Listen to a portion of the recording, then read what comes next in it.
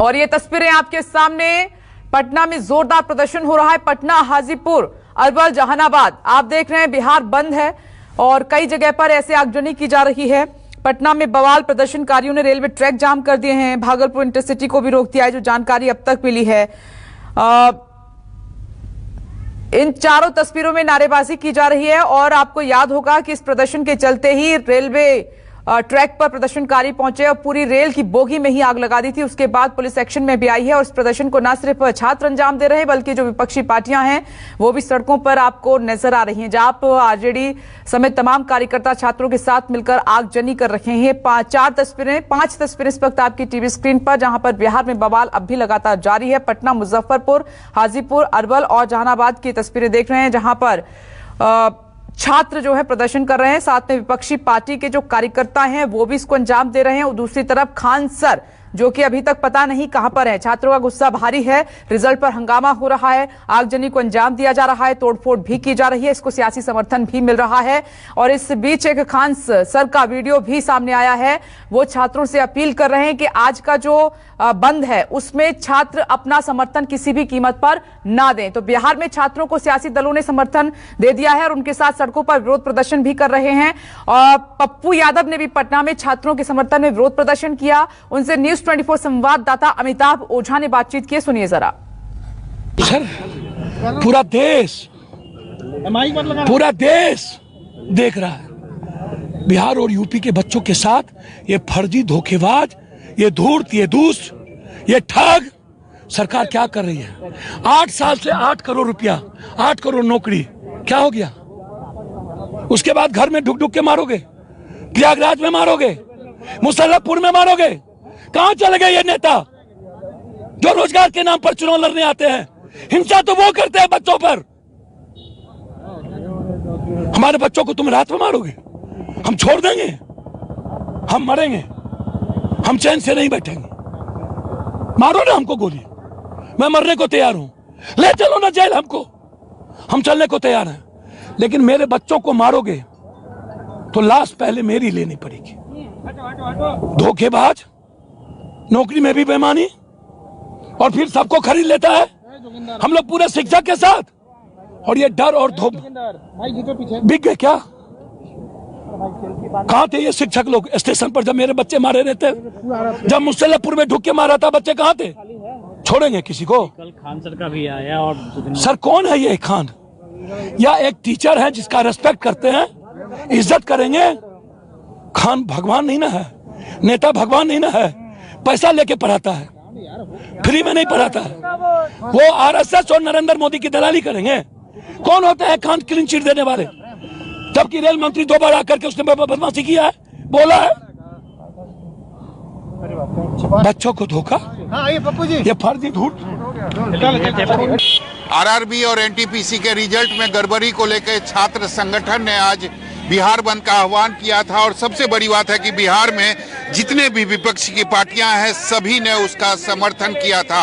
आप देख सकते हैं इस वक्त मैं मौजूद हूं पटना के डाक बंगला चौराहे पर, और यहां पर पप्पू यादव की जो पार्टी है उसके कार्यकर्ता जो हैं यहाँ पर आ चुके हैं और पूरी तरीके से यातायात को बाधित कर दिया है। सबसे बड़ी बात है कि यहाँ पर छात्र जो है वह बिल्कुल दिखाई नहीं दे रहे हैं, लेकिन पप्पू यादव के पार्टी के जो कार्यकर्ता हैं वह जरूर दिखाई दे रहे हैं। ये बताइए, जब छात्रों की जो मांग थी वह मान लिया गया है तो अब ये बंदी क्यों है? मैं आपके न्यूज चैनल के माध्यम से ये बताना चाहता हूँ कि सरकार केवल छात्रों को और बेरोजगार लोग छात्रों को आपकी आंखों में धूल झोंकी है। देख नहीं रहे छात्र हैं, हम लोग पार्टी के तौर पर सपोर्ट किया उनको। देखिए छात्र हैं, ये छात्र नहीं, ये सारे कार्यकर्ता हैं आपके पार्टी। हमारे पार्टी में छात्र परिषद भी तो है, पटना विश्वविद्यालय का छात्र संघ का अध्यक्ष भी तो मेरा है, तो हमारे साथ छात्र कैसे नहीं रहे? लेकिन जो जेन्युइन छात्र है वह तो दिखाई नहीं दे रहा। आपको लगता है कि पटना विश्वविद्यालय में सब जेन्युइन छात्र नहीं पढ़ते हैं? ये लोग छात्र जेन्युइन नहीं है क्या?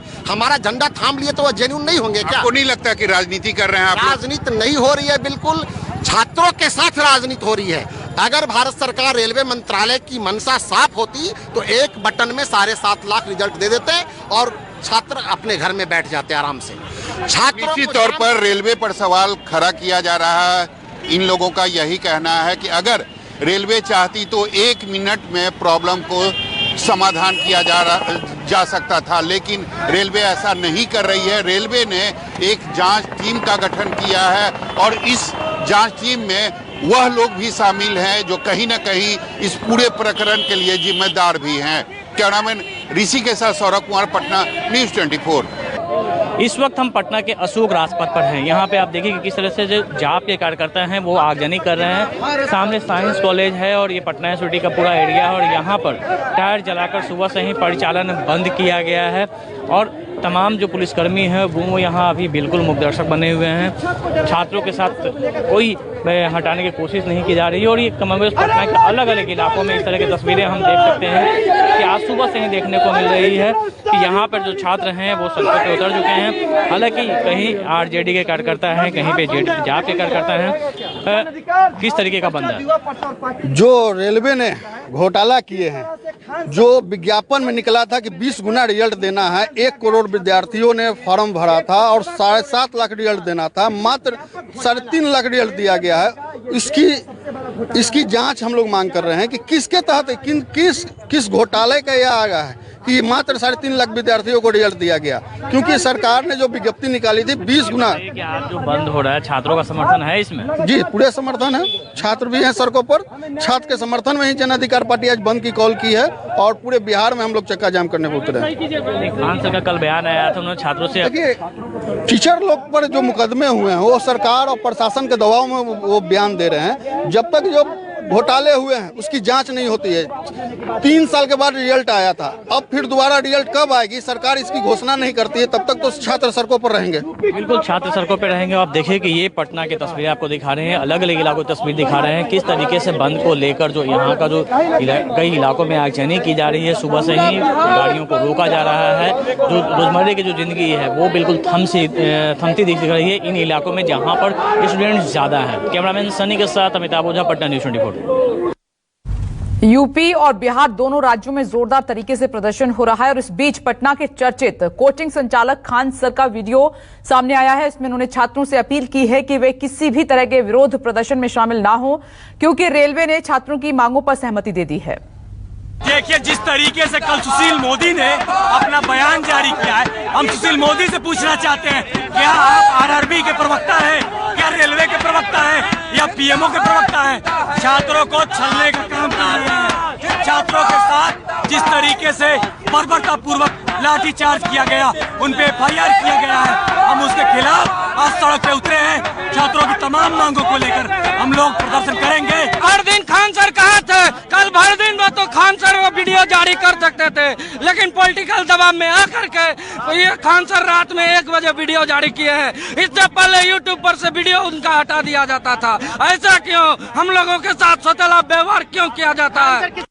28 जनवरी को किसी भी तरह के किसी भी प्रोटेस्ट में आप हिस्सा न लें, ये आपके लिए गलत साबित हो जाएगा। हम आपकी सारी समस्याओं को एक एक करके सिलसिलेवार तरीके से बताते हैं। देखिए, अभी एक वीडियो आया, बिहार के पूर्व उप मुख्यमंत्री जो सुशील मोदी जी थे, उन्होंने कहा कि वो रेलवे मंत्री से बात किए, वो स्टूडेंट के मांग पे सहमत है और आरआरबी रेल मंत्री भी इस बात से सहमत है कि वो 20 गुना रिजल्ट देंगे, अर्थात ओरिजिनल जो नंबर रिपीट नहीं करेंगे, यूनिक नंबर जो दिए जाएंगे, अर्थात 3.5 लाख और लड़कों को जोड़ा जाएगा। एनटीपीसी वालों की समस्या खत्म।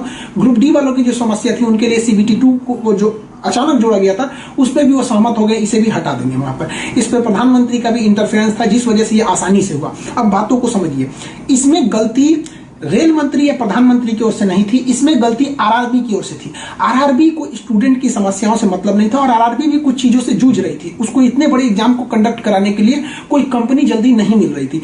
लेकिन कुछ लोगों का कहना है कि ये राज्यों में हो रहे चुनाव के मद्देनजर ऐसा डिसीजन लिया है, ये गलत है। देखिए, ये किसी टीचर या स्टूडेंट का स्टेटमेंट नहीं है, ये पॉलिटिकल मोटिवेटेड स्टेटमेंट है। हम बताते हैं क्यों ऐसा नहीं होगा, रेलवे को अपनी बात क्यों माननी पड़ेगी। क्योंकि ये जो संशोधन और कमेटी बनाई गई है और ये जो डिसीजन लिया गया है कि 20 गुना रिजल्ट और CBT2 ग्रुप डी से हटाया जाएगा, ये रेल मंत्री का डिसीजन है और इसमें पीएमओ इन्वॉल्व है, न कि आरआरबी का। अगर आरआरबी का रहता तो आरआरबी मनमानी करती, लेकिन उसके ऊपर पीएमओ का डेडलाइन है। पीएमओ जिस डेट को दे दी उसको हर हाल में मानना है, इसलिए आपकी हर मांग को मान लिया गया है। आप किसी भी तरह का कल कोई प्रोटेस्ट नहीं करेंगे। और इस बीच एक और बड़ी खबर का रुख कर लेते हैं। यूपी के लिए बीजेपी ने अपनी एक और लिस्ट जारी कर दी है और इसमें 91 उम्मीदवारों के नाम शामिल हैं। ये इस वक्त की बड़ी खबर आपकी टीवी स्क्रीन पर। इससे पहले बीजेपी तकरीबन 4 लिस्ट जारी कर चुकी है और उसमें 203 प्रत्याशियों के नामों का ऐलान हो चुका है। एक और लिस्ट आई है बीजेपी की। यूपी के लिए 91 कैंडिडेट इसमें शामिल हैं। तो तिलोई से मंकेश्वर, सलोन से अशोक और रामपुर से नागेश प्रताप सिंह, कुंडा से सिंधुजा, फूलपुर से प्रवीण पटेल, इलाहाबाद से सिद्धार्थ नाथ को टिकट दिया गया है। इलाहाबाद दक्षिण से नंद कुमार नंदी को टिकट दिया गया है। जो नाम इस लिस्ट में शामिल हैं वो आपकी टीवी स्क्रीन पर ये बड़े नाम। अशोक तिवारी इस वक्त हमारे साथ मौजूद हैं। तो अशोक तिवारी, ये 5वीं लिस्ट है बीजेपी की तरफ से।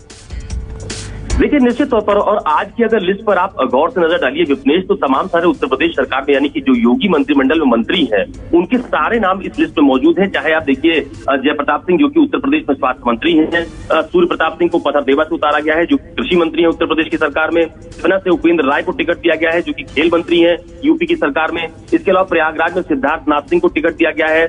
जो दूसरे नेता है वहां के नंद गोपाल नंदी, उनको टिकट दिया गया है। और इसके अलावा जो मुख्यमंत्री के सूचना विभाग में सलाहकार है शलभ मणि त्रिपाठी, उनको भी देवरिया से बीजेपी का टिकट दिया गया है। हालांकि देवरिया की सीट को लेकर तमाम सारे लोगों ने अपनी दावेदारी की थी। तो इस लिस्ट को अगर आप गौर से देखिए तो इस लिस्ट में भी बीजेपी ने अपना जो मूल काडर है उसको ही चुनावी मैदान में उतारा है।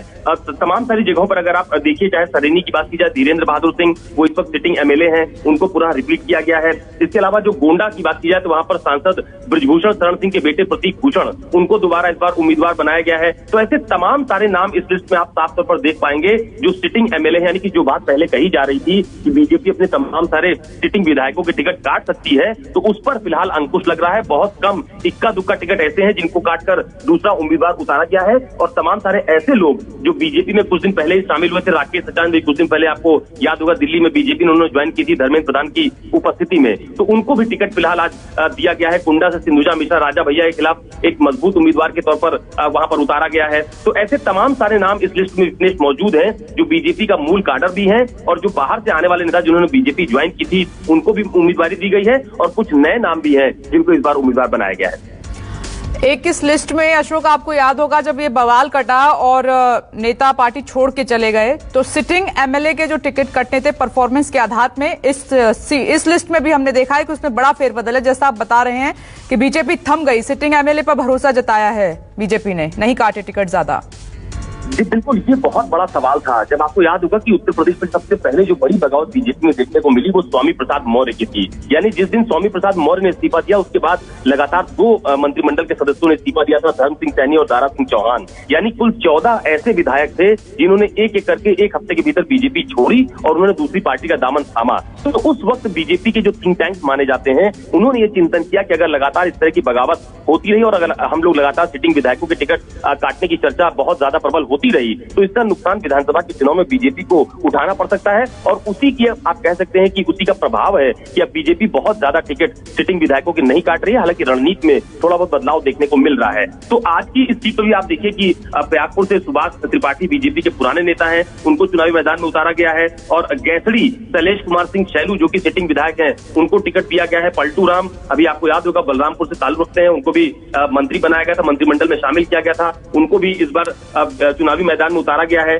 पावन सिंह बीजेपी के बहुत पुराने नेता है गोंडा कटरा बाजार से, उनको भी टिकट दिया गया है। अजय कुमार सिंह लल्ला भैया जो कि कर्नलगंज से इस बार सिटिंग विधायक इस वक्त मौजूदा है। हालांकि वो अपने बेटे के लिए टिकट मांग रहे थे ऐसा कहा जाता है, लेकिन बीजेपी ने उन्हीं को चुनावी मैदान में उतारा है। तो ऐसे तमाम सारे नाम, रमापति शास्त्री देखिए सिटिंग विधायक है, उनको भी टिकट दिया गया है। प्रभात वर्मा भी सिटिंग विधायक है, उनको भी चुनावी मैदान में उतारा गया है। उत्तर प्रदेश सरकार में बेसिक शिक्षा मंत्री सतीश चंद्र द्विवेदी हैं, उनको भी इस बार टिकट दिया गया है। तो बीजेपी ने अपने सिटिंग विधायकों के टिकट काटने से पूरी तरह से आप कह सकते हैं परहेज किया है। इक्का दुक्का या कुछ सीटें ऐसी हैं जहां पर उनका रिपोर्ट बहुत अच्छा नहीं मिला है, वहीं पर टिकट काटे गए हैं। इसलिए ये माना जा रहा है कि बीजेपी अपने सिटिंग विधायकों के टिकट फिलहाल बहुत ज्यादा काटने के मूड में नहीं है, क्योंकि जो बीते दिनों भगदड़ देखने को मिली थी उसका बहुत ज्यादा खामियाजा चर्चा के तौर पर या यूं कहें कि एक परसेप्शन के तौर पर बीजेपी को वैसे ही खामियाजा उठाना पड़ा है। ठीक है अशोक तिवारी, ये लिस्ट भी आ गई है टीवी स्क्रीन पर दर्शकों को बेहद नजदीक से। न्यूज़ 24 सबसे पहले जो बीजेपी की तरफ से अभी ये लिस्ट जारी की गई है वो मैं आपको दिखा रही हूं। मेरे मोबाइल में भी इस वक्त बीजेपी की जो एक नई लिस्ट आई है, इसमें 91 कैंडिडेट के नाम शामिल हैं। आपकी टीवी स्क्रीन पर भी है वो लिस्ट और बेहद नजदीक से आप इस वक्त मेरे मोबाइल से भी इस लिस्ट को देख सकते हैं। और इसमें जो अहम चेहरे हैं, क्योंकि जिस तरीके से न्यूज 24 संवाददाता अशोक तिवारी बता रहे हैं कि सिटिंग एमएलएस के टिकट काटने के मूड में बीजेपी थी और उस प्लान में बीजेपी ने बदलाव किया है। अब ऐसा नहीं है, सिटिंग एमएलएस को टिकट दिए गए हैं, उन पर भरोसा बीजेपी ने जताया है। तो तकरीबन आप देख रहे हैं कि 250 से ज्यादा उम्मीदवारों के नामों का ऐलान बीजेपी कर चुकी है। तकरीबन सभी फेजेस में उम्मीदवारों के नाम जो है सामने आ चुके हैं और ये लिस्ट आपकी टीवी स्क्रीन पर एक बार जल्दी से आपको बता देते हैं। आप देख रहे हैं बिस्वा से श्री निर्मल वर्मा को टिकट दिया गया है और तिलोई से श्री मयंकेश्वर सिंह को मैदान में उतारा है बीजेपी ने। सलोन अजा से श्री अशोक कोरी को टिकट दिया गया है और सरेनी से श्री धीरेन्द्र बहादुर सिंह को टिकट दिया गया है।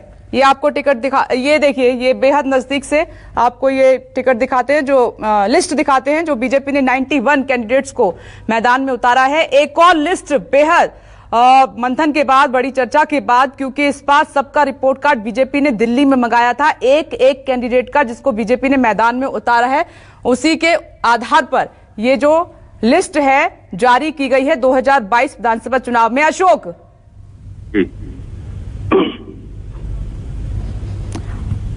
चुन के नाम ये लिस्ट में शामिल किए गए हैं अशोक, क्योंकि 2022 की जंग बहुत बड़ी है।